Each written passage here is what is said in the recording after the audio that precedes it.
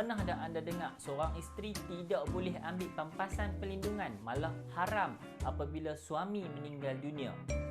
Video kali ini kita nak sembang mengenai isu ini. Jom!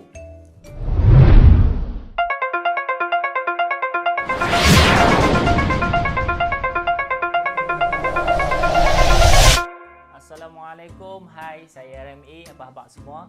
Saya doakan agar anda sentiasa berada dalam keadaan sihat walafiat dan sentiasa mematuhi SOP yang telah ditetapkan oleh kerajaan. Kita sebagai seorang Muslim atau orang Islam diwajibkan untuk kita mencari sesuatu yang halal, sama ada ia untuk digunakan ataupun untuk dimakan. Seperti sabda Rasulullah SAW, "Talabul halal wajibun ala kulli muslim." Hadis riwayat Tibrani dan sanadnya adalah hasan. Dalam satu video yang lepas, saya ada kongsikan kepada anda mengenai kenapa insurans ini diharamkan. Merujuk Muzakarah Jawatan Kuasa Fatwa Kebangsaan, mereka telah memutuskan bahawa sama ada insurans am ataupun insurans hayat adalah haram. Malah mempromosikannya juga itu adalah haram. Jadi sedia maklum, apabila haram maka ia adalah satu dosa. Sebab apa haram? Sebab dalam insurans terlibat dengan 3 perkara, iaitu yang pertama adalah gharar, yang kedua adalah riba dan yang ketiga adalah maisir. Di video yang lepas saya ada kongsikan kepada anda bagaimana gharar dan maisir ini wujud dalam insurans. InsyaAllah pada video akan datang saya akan kongsikan kepada anda bagaimana pula riba wujud dalam insurans. Jadi apabila Muzakarah Fatwa telah memutuskan bahawa ia adalah haram, saya ingin nasihatkan kepada anda, sekiranya anda telah ambil polisi insurans, balik semak balik polisi anda adakah insurans ataupun tidak. Sekiranya insurans, saya nasihatkan kepada anda, tukarlah kepada takaful. Sebab apa? Bukan kita tak ada produk yang halal, kita ada produk yang halal, iaitu takaful, supaya ianya menjadi halal untuk waris-waris anda. Jangan takut dan jangan risau bahawa proses transisi daripada insurans kepada takaful itu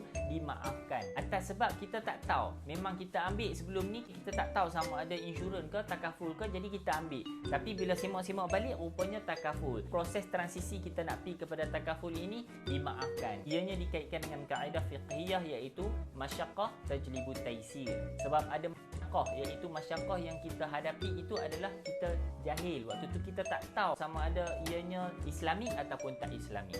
Jadi, untuk kes-kes yang baru tahu, bila suami dah meninggal baru tahu bahawa sebenarnya suami itu ambil polisi insurans di mana haram ataupun bukan Islamik. Jadi apa nak buat dengan pampasan tu? Adakah waris boleh ambil pampasan tersebut? Sebab dia tak tahu. Muzakarah Jawatan Kuasa Fatwa Kebangsaan juga ada memutuskan bahawa pampasan insurans tersebut tidak boleh dikira sebagai harta pusaka, ataupun dalam kata lain, harta itu tidak boleh difaraidkan kepada waris-waris. Jadi sia-sialah suami itu bayar insurans sepanjang hayat dia. Muzakarah Jawatan Kuasa Fatwa Kebangsaan juga ada menyatakan bahawa hanya bayaran pokok saja akan dikira sebagai harta pusaka, iaitu yang boleh difaraidkan kepada waris-waris. Contoh dia.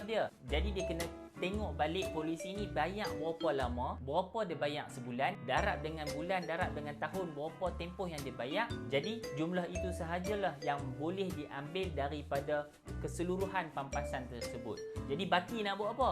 Baki itu anda kena bagi kepada Baitul Mal ataupun sedekahkan kepada fakir-fakir miskin. Tetapi sekiranya dalam waris-waris yang layak dapat pampasan takaful itu dikategorikan sebagai fakir miskin, mereka diharuskan untuk mengambil daripada pampasan tersebut sekadar keperluan setelah disahkan oleh pihak berkuasa ataupun ahli qaryah bahawa mereka ini memang fakir dan miskin. Jadi kepada anda yang masih tak tahu lagi pelindungan yang dah bayar sampai 20 ke 30 tahun dulu sama ada insurans ataupun takaful, balik semak balik polisi ataupun hubungi syarikat yang anda telah bayar itu, pastikan sama ada ia takaful ataupun insurans.